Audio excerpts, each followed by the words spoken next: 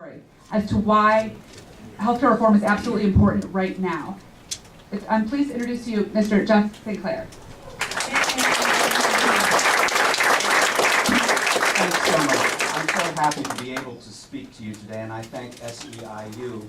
I'm going to read part of my statement because I think what I have to say is really important, and I don't want to leave out any of the details. I will add some things as I go, but I've made sure to write down all of the important things I want to tell you. I love this country, and I want what is best for Americans.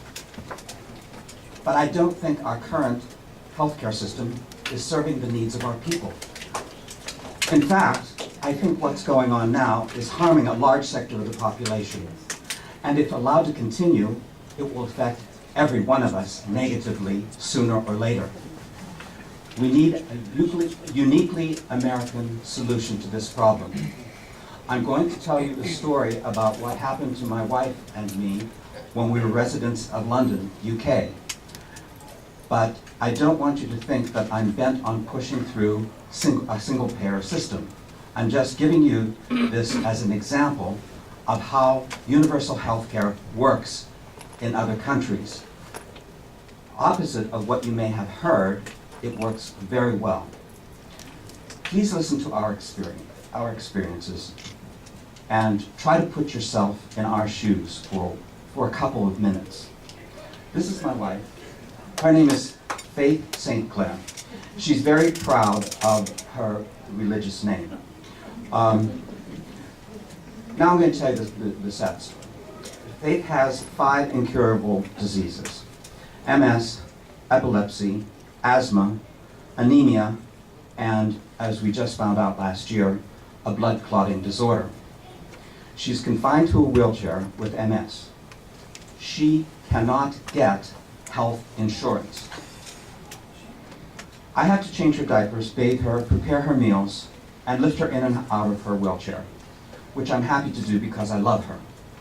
And it's a pleasure for me. It makes my life complete.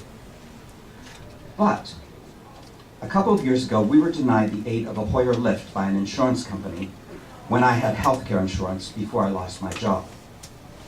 The lack of support lifting her in and out of bed and in and out of the car, well, mainly in and out of bed, takes a toll on my own health as well as hers. I could drop her and cause potential hospitalization and further disability. The second part of my story has to do with job loss. On Tuesday at Senator Sherrod Brown's public meeting on healthcare reform, I saw the sign, quote, "Democracy will cease to exist when we take away from those who are willing to work and give to those who are not." It was being held by a tight-lipped little old lady who probably was somebody's grandmother. The fact is that 40% of our uninsured are in working households earning over $50,000 a year. 33% of employers in this country do not offer health care coverage to their employees. You can check my facts if you want to, and I'll give you the website, National Coalition for Healthcare, on healthcare.org. Last year I lost my job. Since then, I have sent out over 1,100 resumes and job applications. It's not like I don't want to work, which have netted 1 interview and no job offers. I am well qualified with over 30 years of experience in brand and marketing strategy. I hold an MBA from Ohio State and a PhD. However, even if I were lucky enough to land a job, my wife would run the risk of not being covered by an employer's health insurance plan because of her pre-existing conditions. Slow down. We lived in the UK for 10 years and had excellent health care.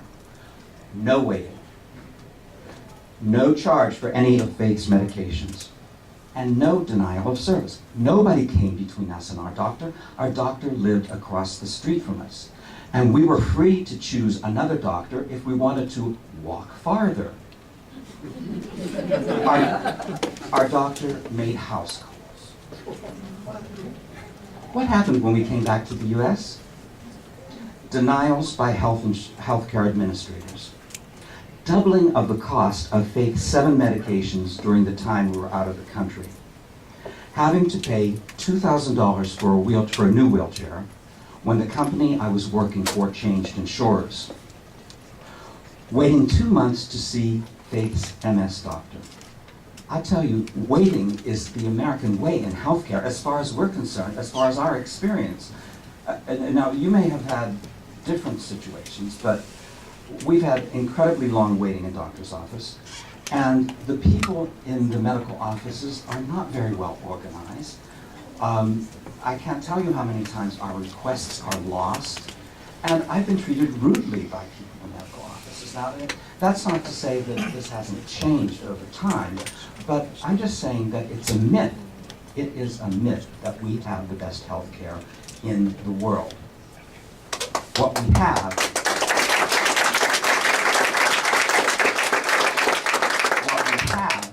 is a lot of health care for people with a lot of money, and no health care for 47 million people. I urge you to support the following: access to good quality health care for all U.S. citizens, a public option with affordable health insurance available to all, no denial of insurance for pre-existing conditions, removal of caps on long-term coverage, and please, please, we've got to do something about the high cost of medication. To bring drug costs down so that American citizens don't have to order medication from Canada, the UK, Israel, New Zealand, and Australia, as we have done in the past. And somebody wanted to put an end to that, too. So, as a matter of fact, the Faith takes Advair for her asthma.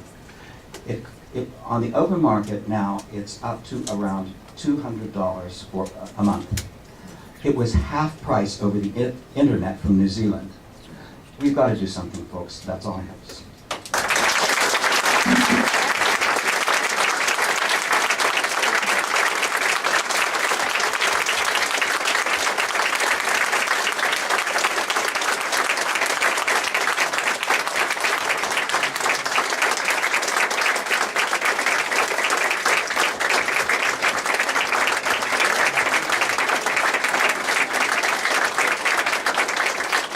Thank you, Jeff and Faith, for sharing your story with us.